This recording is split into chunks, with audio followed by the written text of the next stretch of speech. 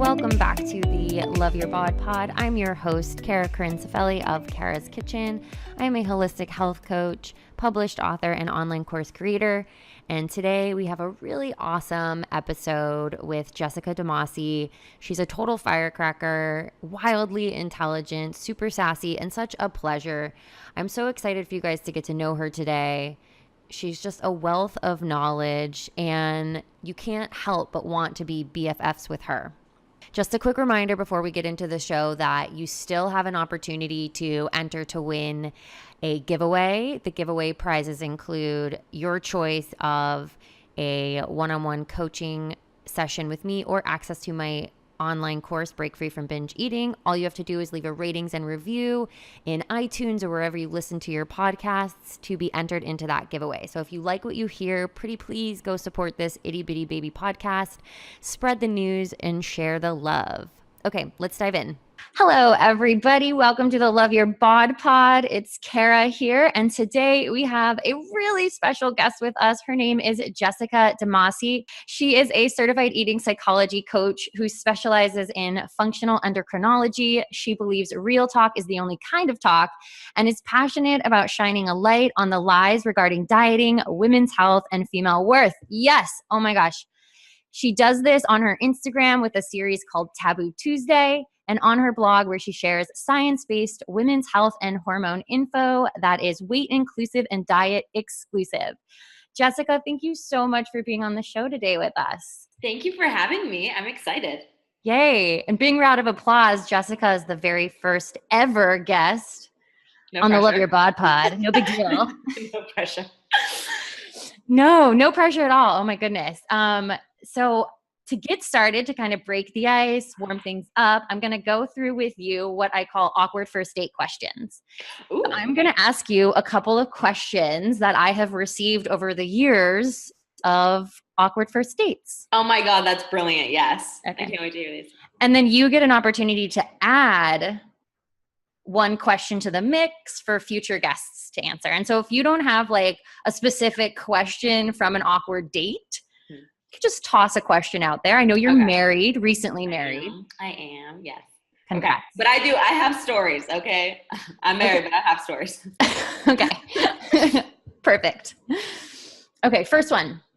When you were a kid, what did you want to be when you grew up? Oh, I wanted to be an actor. Tell me more. Okay. Okay. So, yes. Well, I mean, so I actually was an actor for about 16 years in LA. And then I quit when I moved to college, actually. And you'll find out when I had my eating disorder, I quit the industry and I went to college and recovered. And then I discovered what I'm doing now. And then I just haven't really gone anywhere. So are you in anything that we would know? I did a lot of commercials. Okay. And a lot of pilots, mostly commercials, which was fun. I mean, you were a kid, so you basically just show up and they're like, look at the camera. And you're like, okay. So, I mean, it was a blast for me and I love the performing arts, but talk about a hard situation to be in when you're a kid growing up with body image issues. You know, there's like, I did a lot of print work and you see a lot of Photoshop happening and you're just a kid. So it's kind of all being filtered in your kid mind. And so you kind of internalize, I'm not good enough. I'm not, I don't look good enough. I'm not skinny enough. I'm not this enough. So that was like actually a really big part of my story overall. Just fun. Yeah. Wow. We have similar overlaps. I never did acting, but I did a little modeling and worked in the fashion industry right out of college. I didn't know we had similar media-based. Yeah. It's hard. I can only imagine too. I did a little bit of print work, but I was never a model. Like I never, marketed myself as a model, but I can only imagine I had friends that were, and it was really difficult for them. Yeah, absolutely. It's like a breeding ground for body dissatisfaction. Yeah. So, okay. Next question. What is your biggest pet peeve?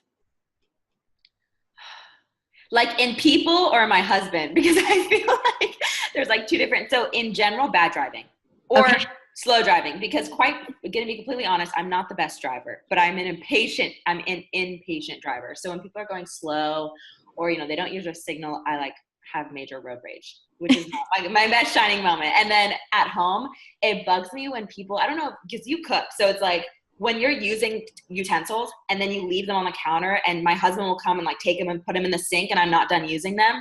Oh, my biggest pet peeve. Okay.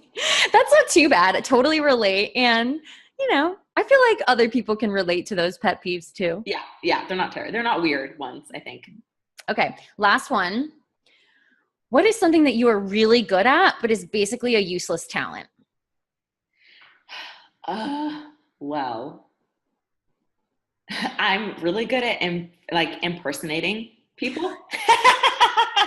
I like impersonate people all the time, and I'm really good at it. Like someone will be walking by and say something, and I can mimic their voice and everything.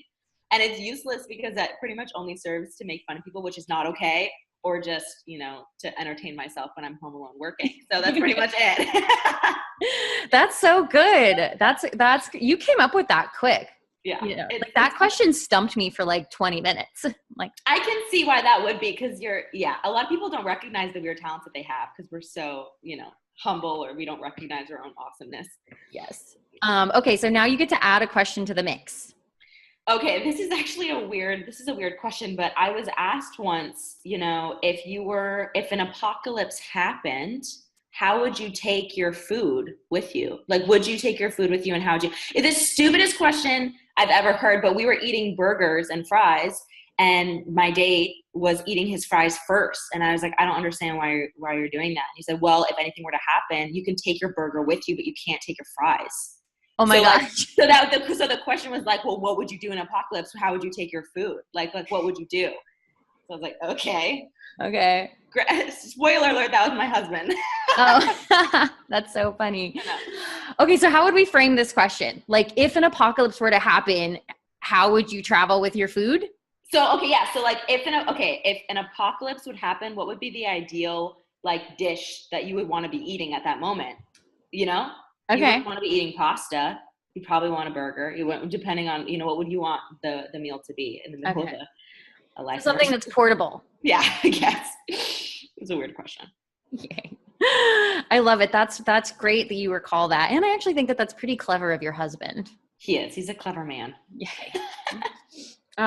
Okay. So as we mentioned in the intro, you are an eating psychology coach. I met you through Instagram. We haven't met in real life yet. I love what you post on Instagram. I would love if you could just give us a little bit of a background about like your journey to becoming an eating psychology coach, and like kind of connect the dots. Like you mentioned having an eating disorder. What led you to where you are now as it relates to food and body image and stuff like that? Yeah, that's a great question. So I grew up like most girls, having really high rates of body dissatisfaction, never feeling good enough, and kind of modeling after my mom, starting to diet when I was probably around 13 or 14 years old, right about when we hit puberty, which is really common. Your body starts to change, and we think that that's a bad thing. So we start to try to restrict our calories. We start counting. And that's kind of what happened to me. And it blew up into a full-blown eating disorder when I was a senior in high school, and lasted a couple years. I had at the time, not only was I suffering from kind of devastating mental consequences because I was just like, the obsession over food was really ruling my life, but a lot of physical health issues. I was in the hospital twice when I was a freshman in college because of major gastritis attacks, because I was literally living on coffee, and like it was eating away at the lining of my stomach. I hadn't had a period in years. My hormones were kind of all over the place. Like there was just a lot of issues going on. And so after a few years, I didn't have an aha moment like I think some people did. It was just a slow recognition that I was sick, and I was sick of being sick. And so I wanted to get help. And so unfortunately, I wasn't in an eating disorder treatment facility. So that was one thing. I didn't do it that way. And I think it took me a longer time because I didn't reach out for support. But when I was trying to recover, I noticed that when I went to doctors, they were sending me to a lot of different people. So I was going to a psychiatrist who was telling me I was depressed. And so they're like, you should probably be on antidepressants. And then when I was going to my endocrinologist, because I was having all these health issues, they said, let's put you on birth control to get that period back.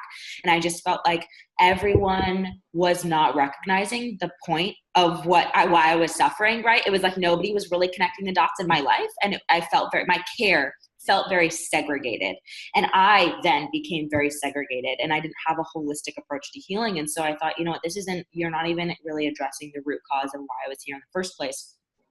And so throughout my recovery, that was what I realized that I needed. And then other women must have needed that too. So when I graduated with a neuropsych BA, I went on to become certified as an eating psychology coach, and then went on to study under functional endocrinologist so that I could have that kind of dual ability for care, right? So that we could talk about eating psychology, our relationship with food, body image, and then also let's start to look at how that is implicated in our biology as women, like how your relationship with food shows up in your body in sickness and hypothalamic amenorrhea and all of these issues that women have in recovering from chronic dieting or full-blown eating disorder.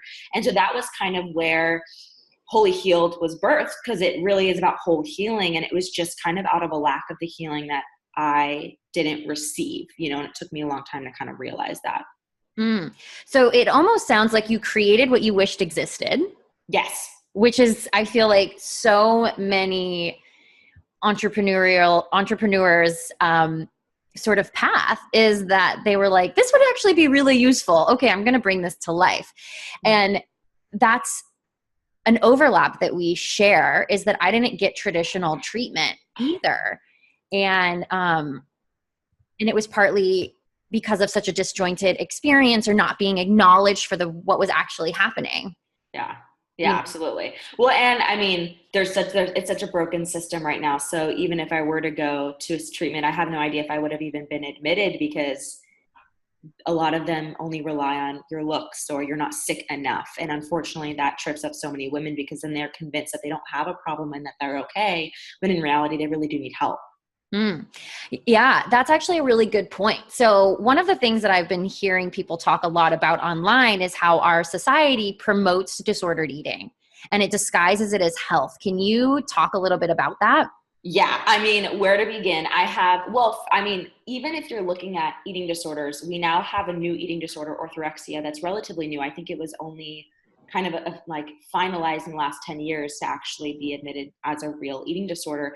And it's this idea that, we have become as a society so great at hiding our disordered tendencies around food, because now we're pursuing health.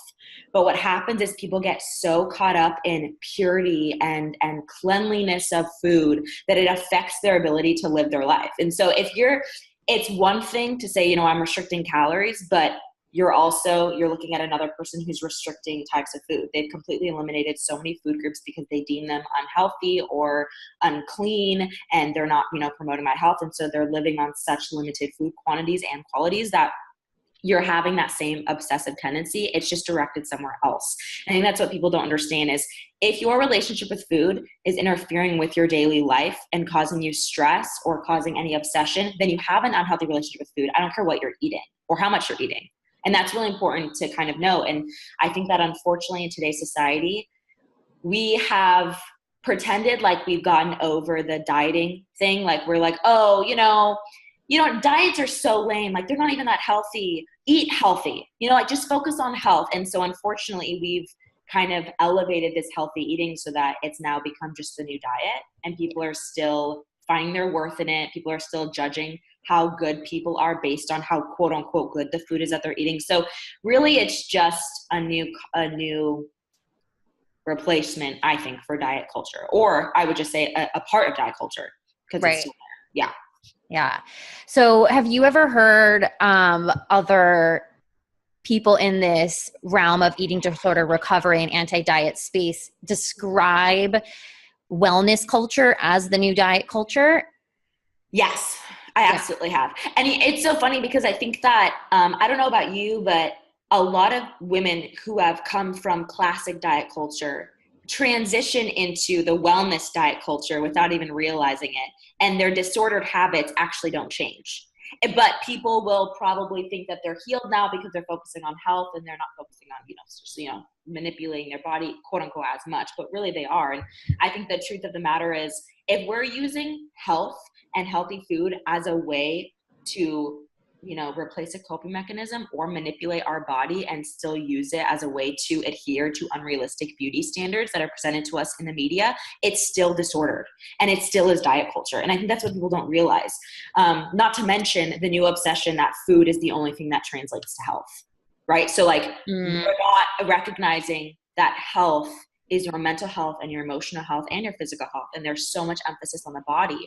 And so unfortunately, because there is so much emphasis on the female body in general, that's just translated into the wellness culture, which is why it's become disorder, because it should never only be about your body. Ever. Right. Yeah. Right. So much of it is presented as just being based on the way that you look, as opposed to your mental and your emotional well-being, how you're thinking about yourself, the actions that you're taking, all of that plays a role. And I'm curious, do you have a point of view on how, well, obviously you do. As an eating psychology coach, can you actually talk about how our psychology around what we're eating is so important, or how it gets so tripped up? Yeah, so this is actually really fascinating. What you think while you're eating is just as important as what you're actually eating. Your digestive health actually is 40 to 60% what happens in your brain, and people don't realize that 60% of digestion can actually just happen in your thoughts when you're looking at your food. So this can mean the difference of two girls eating exactly the same thing, but one of them is thinking, oh my God, is this fattening? Is this bad? Oh my God, is this going to give me a stomach ache? Oh, is this going to make me gain weight? I feel like I shouldn't have this many carbs. That obsessive stress that we have can actually lead to you not utilizing that food as well. Inflammation in the gut, inflammation throughout your entire hormone system, because you're raising your cortisol and you're shifting your nervous system to a sympathetic nervous system state. So you're like getting ready to run and fight and flight and all that stuff. And you're eating, as opposed to someone else who's like, this is just food, I'm chill. They will completely handle that food so differently, even though it's exactly the same food. And this is the problem that I think people are having, is we're focusing on the food and we're completely neglecting the fact that how you think about the food and how you think about yourself is so important in your overall health and just your quality of life, I think. Yeah, 100%. I always tell my clients it's not about the food you eat, it's about what you think about the foods you eat. So exactly what you just said, that so much of it is a mental mind game, and there's a lot of hard science for this. So you had mentioned about how we activate the different parasympathetic nervous system or the sympathetic nervous system, so our fight or flight response, or we're relaxed. There's also the placebo effect, talks about this. Mm-hmm. It's so interesting because people, and here's I think what it comes down to is, we've talked a lot about stress in society. So people know, oh, stress is bad, stress is not good. But what we neglect to realize is that negative body image, obsessive thoughts around food, feeling dissatisfied with our body is stress to our brain. And we don't understand that because it's so normalized in today's culture. It's normal to hate your body and it's normal to stress about food. But in reality, your brain is programmed to not categorize stress in boxes. Stress is stress. So whether you're running from a tiger, whether you're freaking out about a work deadline, or whether you hate the way you look in your jeans and you're thinking about it a lot, your brain is setting the same stress cascade in your body that's creating that inflammation, that's stopping your digestion, that's shunting your blood away from your vital organs, right? So all of this is happening, and that's what people, I think, are not realizing is, no, that's stress. And like, no, actually that's damaging. And I fully believe, and I know this is a very bold statement, but I say it all the time, I believe that diet culture and chronic dieting is the greatest threat to women's health today. It's so damaging physically and emotionally, and it's causing, and I think the hardest thing is because it's so sneaky and people don't realize how damaging it is.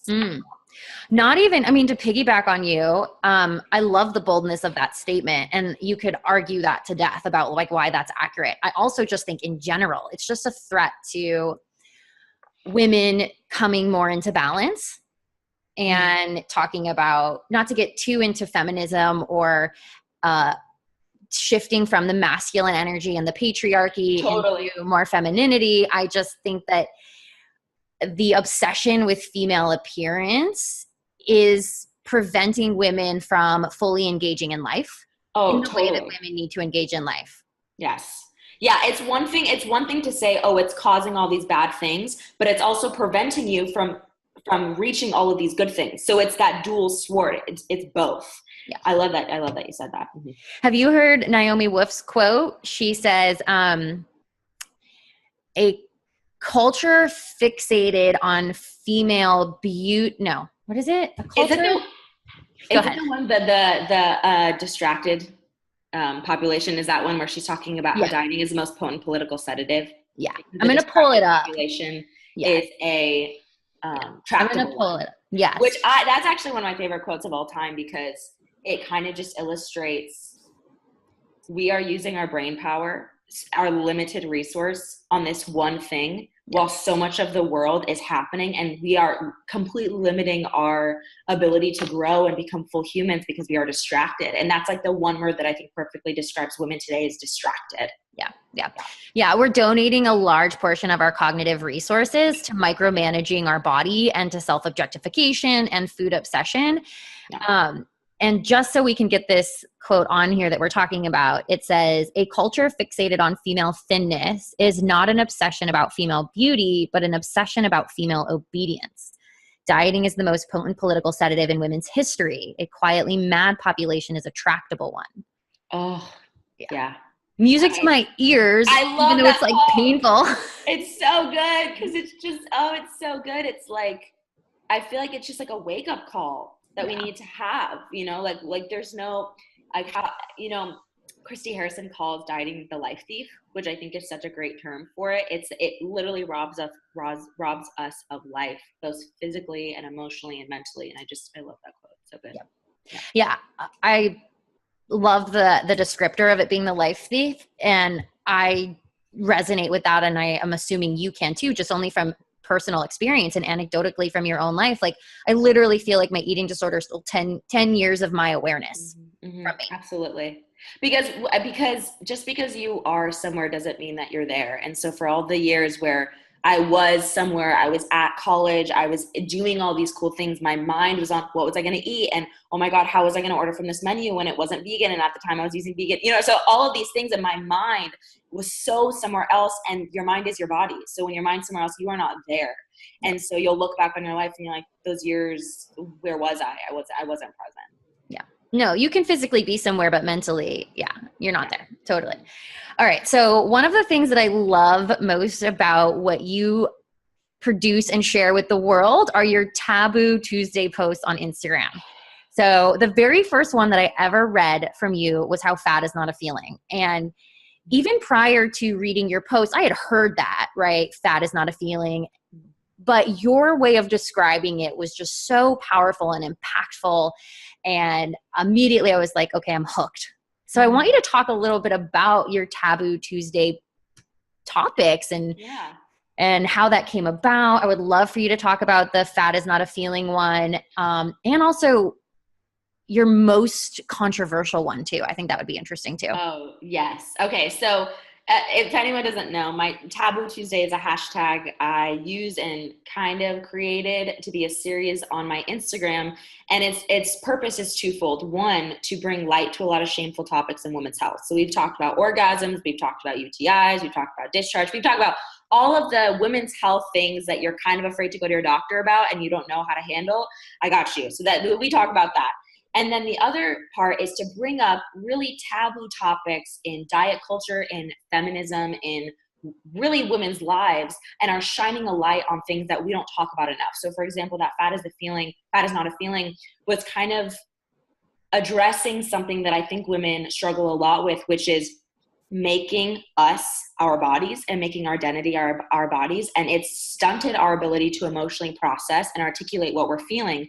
Because as women, we grow up thinking we are our bodies. So if anything goes wrong in our life, why did it happen? It's because our body was wrong. It's because something was wrong. And so we kind of escape actually growing and learning and stretching our emotional intelligence a little bit. And so that whole post was about, fat is not a feeling. One, because fat is just a biological part of a body. And so it's like saying fingernail, it's not a feeling. And then two, realizing that when you make your body a feeling, you're escaping actually addressing what you're really feeling. So instead of using language like that, why don't you use language like, I feel unworthy, I'm struggling with my worth, I don't feel good enough, I'm feeling, unattractive. And that makes me feel unworthy because I'm supposed to be attractive because I'm a woman. And there's that conflict there. And that's really what it's about. And so I think you're referring to my most recent one was about female empowerment. And I posted saying, nudity empowers some and modesty empowers some. And we never have the right to say what empowers other women. And it kind of blew up, at least from what I've seen. And a lot of people had opinions about it. Ironically, most of them are men. which I find so fascinating. It was so many women, I think, were expressing, oh, that's fair. Like, I feel heard. I feel, resonated with. And a lot of the people that had a problem with that was men.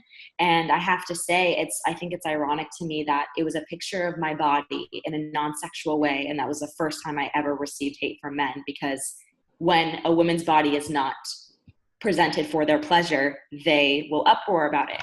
Or at least a lot of men, because that's kind of the patriarchal society we live in. So that was really fascinating. And that has been my latest Taboo Tuesday adventure, which has been fun. But that's exactly what Taboo Tuesday is for. It's supposed to bring light to taboo topics and to kind of get people talking about this.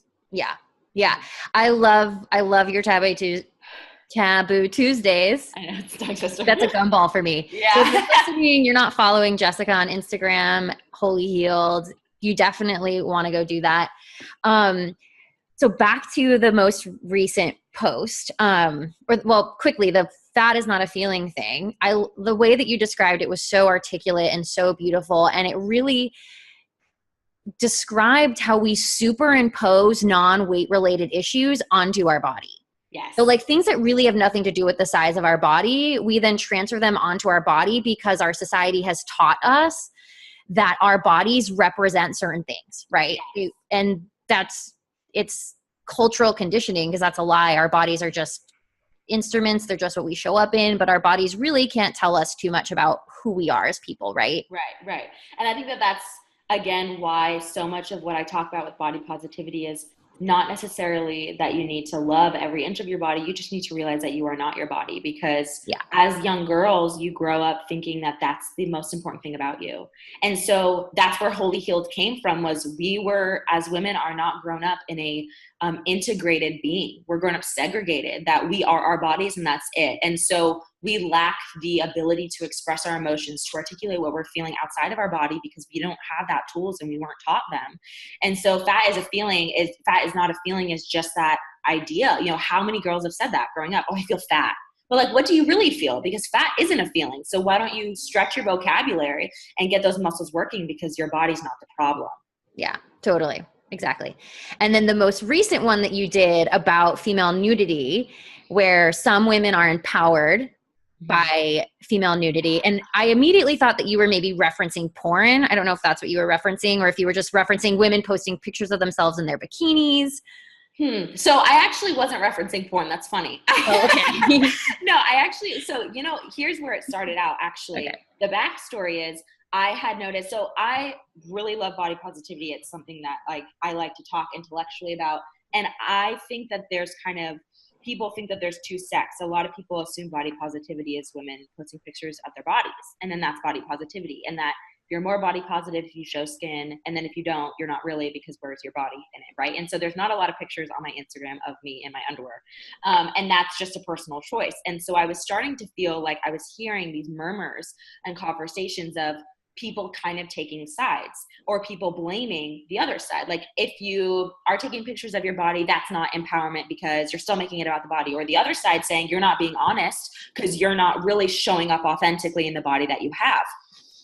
And I kept hearing this, and I was just like, we are missing the point, because let's be honest, body positivity is rooted in feminist values, and feminism and body positivity is not a stick that you beat another woman over the head with. It is not a tool in dissension. And so I made that post, and I took a picture, quite frankly, which is not a picture I ever really planned on taking, and to make a point that there are no sides, and that whatever it is that you do, it is not better or worse than the other. And however you choose to express empowerment, however you choose to show up in life and say, this is where I'm going to show up, that is up to you. And it's so important to realize that on the other side of that, even if women's motivations were not purely out of empowerment, the point of that post is to say, you never have the right to shame or put another woman down.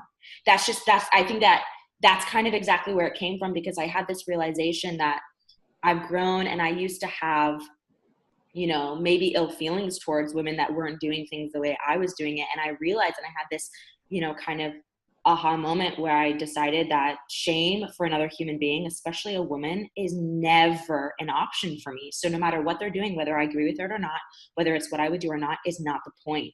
Yeah. Because support is so much more important than shame. Like you have to choose support over shame. And that's kind of the point, is whether you want to do this or not, or whether they're doing something that you disagree with or not, it never gives us the right to put each other down. And that's kind of what that post was about, because I was just seeing like dissension, even in the body positivity world, where people were judging other women for how they were expressing empowerment. And that just completely defeats the purpose. It really does. Yeah. Yeah. Yeah, at the core, at the most fundamental level, it's actually in contradiction to real body positivity and feminist values, because really what we're hoping to get out of these grassroots movements is allowing people to be fully self-expressed, allowing people to embrace their values, live out their values, to own what it is that feels most right for them. And gosh, I consciously choose not to show pictures of myself on my Instagram, not because I'm not body positive, but because I'm a thin white woman and no one needs to see more pictures of a thin white woman. So that doesn't make me less body positive. I just understand the way that I look to people. Yeah, exactly. And it's one of those things where motivations is so important, because only you, and this is what I said in the post, really what we want is to be able to look at a picture and be able to judge people's hearts, to say, oh, she's really empowered, or she's just faking empowerment, or whatever it is that we'll gossip about.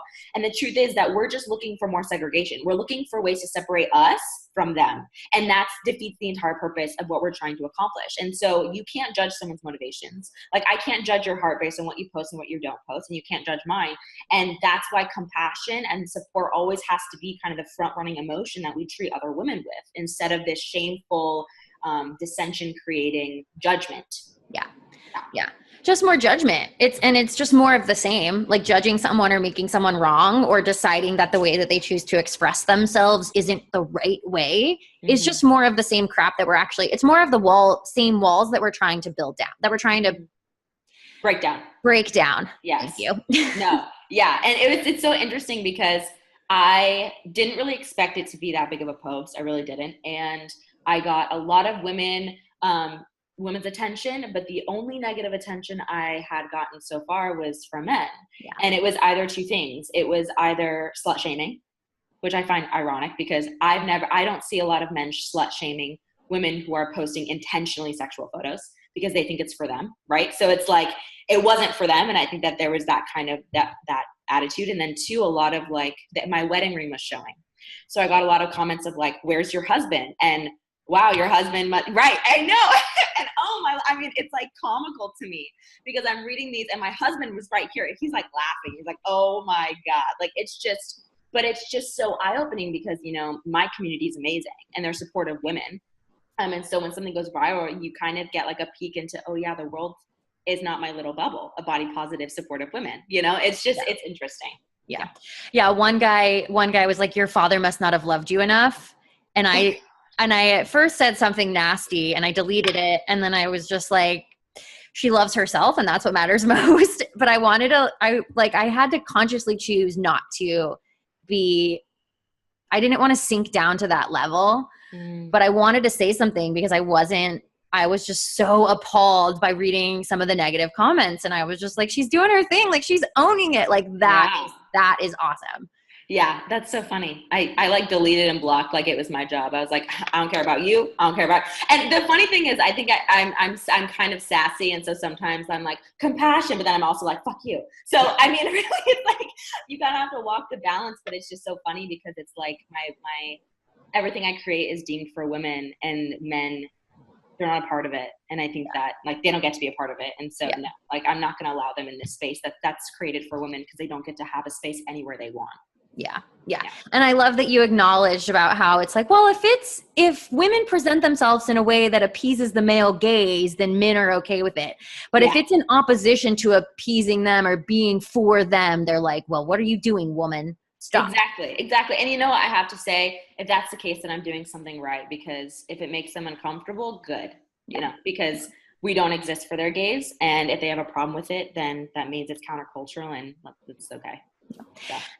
And there's so many amazing, supportive, loving men out there who like your husband, like my boyfriend, who are like, hell yes, girl, do your thing, Yes.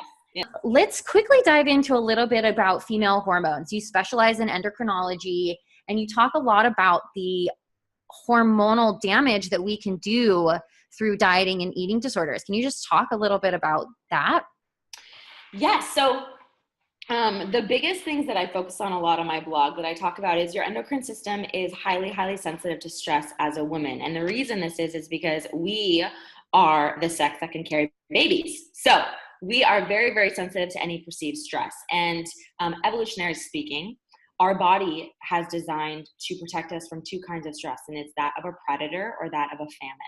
And so diet culture and dieting and any kind of restrictive eating mimics a famine in our environment. And so what happens is our body suffers from thyroid dysfunction, our progesterone and our estrogen will tank, we'll lose our period, a lot of digestive issues can occur, a lot of issues in the body will happen from chronic dieting.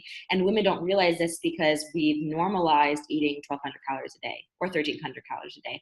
And, you know, when I went on my Instagram and I started giving minimums, like I actually recommend, and of course these minimums are general, but I recommend at least 2,000 calories for all grown women to be able to support reproductive function. And that caused an uproar. Like people were so confused because it's not, that's like so high compared to what they're being told to. And this is kind of an example of why so many women have hormonal issues today. They're not eating enough. We're over exercising. We are stressed about our bodies in the small moments that we're not restricting our food or, you know, exercising. And it wears our body down physically. I've seen so many clients get their period back just because they've stopped intermittent fasting and they've started like just allowing themselves to eat when they want. I've seen so many women be able to regulate their progesterone production and have less PMS because now they're eating more calories, like they're just adding more calories back into their diet. And that's so revolutionary for so many people, but that's so simple, you know, it's just so simple to be able to feed our bodies. It's such a revolutionary concept. But yeah, I mean, if you want me to go into specifics, I can. But in general, your thyroid, your sex hormones, and your adrenals are the three to your stool that are most affected by dieting in a female body, more so than men. So what would you say overall do you think has been the impact of these generations of women that have been dieting and not eating enough? What is the broad implications for society? What's happening? Well, so biologically speaking, or just on a whole collectively for women? Well, so I truly believe that on a whole, when you look at the big picture, we now have a population of women who are experiencing such major health issues and such major mood discrepancies, like mood instability from years and years of chronically setting your body in a famine state. I've even put it together that I really believe that so many women are not able to succeed and accomplish the things that they want because literally they are not eating enough and they're not feeding their brain enough. And there's like things that I'll say like that people will say, no way. Like, no way. But it's true. And so on the broad implications, you have to consider what happens to half of the world when we are chronically, sneakily starving them. Right? I mean, we experience emotional symptoms like that's described to be classic women. Our moods are irregular. We tend to be snappy. We tend to be more irritable. We have, chronic mood swings. We're more emotional. Ironically, those are the same symptoms that were exhibited in the Minnesota starvation experiment, which I don't know if you know about. Yeah, but totally. Yeah. They basically chronically starved a group of men to around 1,400 calories. And they started exhibiting obsessive thoughts around food. They kept looking at pictures around food. They were irritable. They couldn't sleep. They had mood swings. They started exhibiting a lot of symptoms that people, such a typical woman symptom. And I am convinced, I have a conspiracy theory. I'm like, this is because women are chronically underfed. This is because women are chronically stressed in a stress state. It is completely draining the life out of an entire half of the world. I don't think that this is a conspiracy theory. I know. I say it's conspiracy theory, but let's be honest, it's true. It is. I mean, what will happen to a population that is chronically underfed? It's really just a symptom of being part of the world that is constantly being told what to do. honestly. And so we're being told what to do and what we should take. Birth control, no birth control. We're responsible for this. We need to be small. We need to keep eating less. And what happens over time is it's diminishing us as women overall.